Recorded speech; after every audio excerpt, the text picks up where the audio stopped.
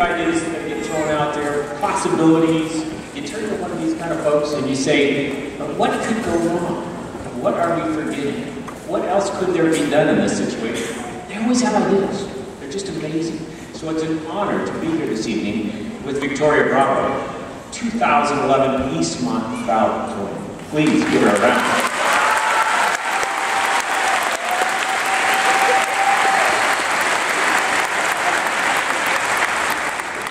Things I learned about Victoria. I called her yesterday and I said, young lady, I need to meet with you today. I need to learn a little bit about you. Of course, she was prompt. She walked in, shook my hand. Wow, for a tiny hand. I never forget dynamite comes in tiny packages. I see we have that again here.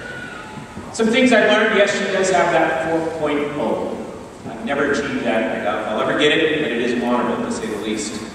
She always knew who was right at her heels. She could name the 2 or 3 students that she was competing with head to head. She talked about setting this goal a long time ago. It just looked like a good thing to do, was to become the valedictorian.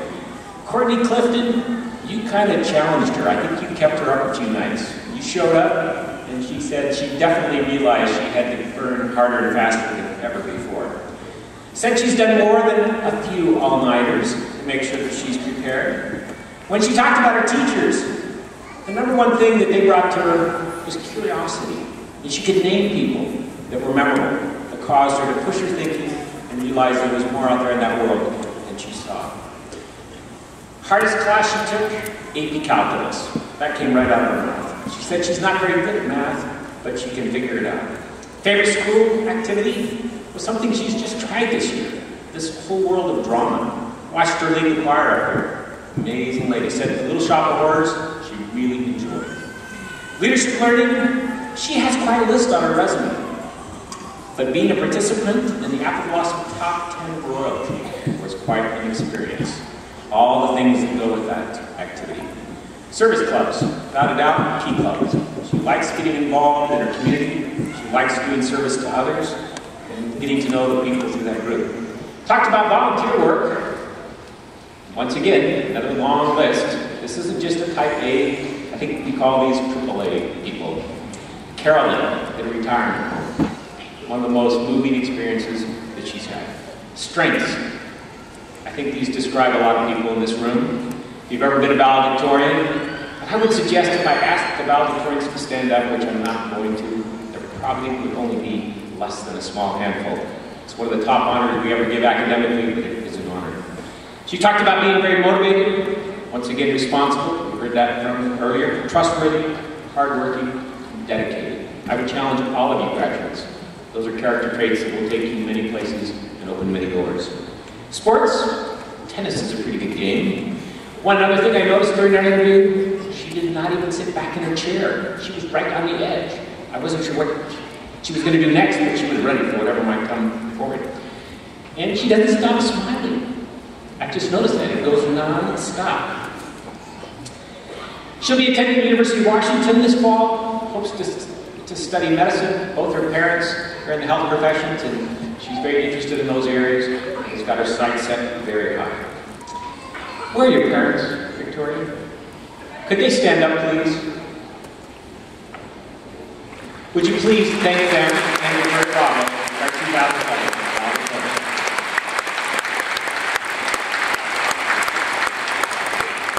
Before I turn the mic over to Victoria, I asked her if she would share with me what her speech was going to be about. She said no. I would just have to wait.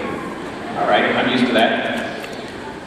But graduate, before you go home tonight, this is my last time to address you. Take a moment, thank those folks around you. Thank the friends you see here, thank the teachers. Those simple thank yous that we learn in kindergarten carry on throughout life. The people here around you tonight are the people that love you more than anyone else in your life. They'll give you good advice for the rest of your life. So continue to listen to them. Victoria, the mic is yours.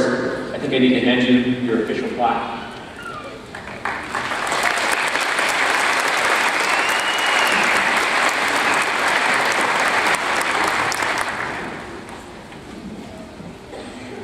Good evening, everyone, and welcome again to the class of 2011's graduation ceremony. First off, I'd like to take a moment to thank you all for coming, and thank everyone who helped us get here.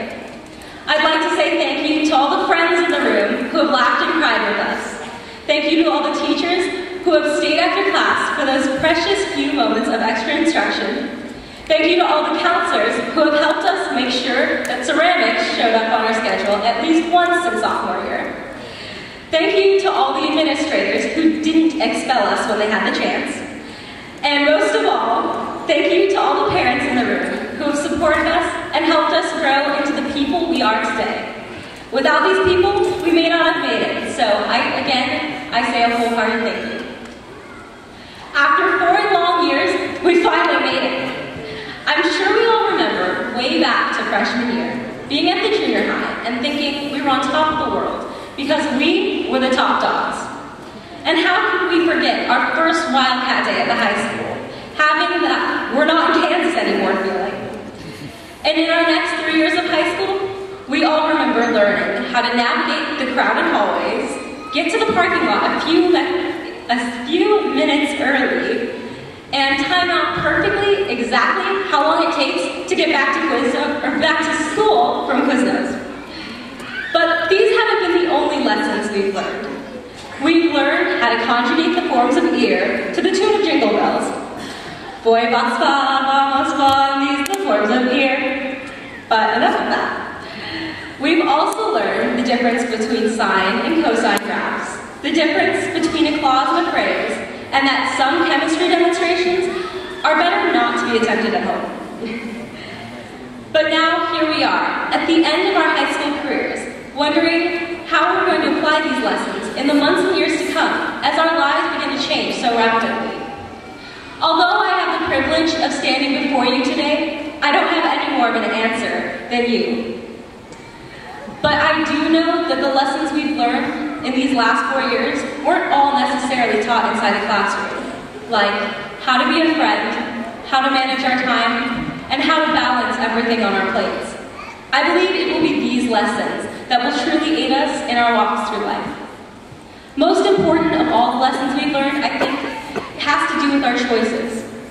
From this day forward, or from the day we were born until today, as the day we walk across this stage and begin a new chapter of our lives, other people have been making decisions for us, like what to wear when we were little, or what classes we had to take in high school. But as we've grown up, we've been able to make more and more choices on our own. And from this day forward, we'll continue to start taking charge of our lives, one decision at a time. Granted, not all of our choices will be the wisest, as some of us have already experienced, but it will be how we choose to react to these situations that will define who we truly are. So before I finish, I'd like to leave you with a little story. The other day at our senior showcase night, as I was walking around looking at everyone's rifle, a junior friend of mine asked me, what if I was sad that my high school career was soon coming to an end?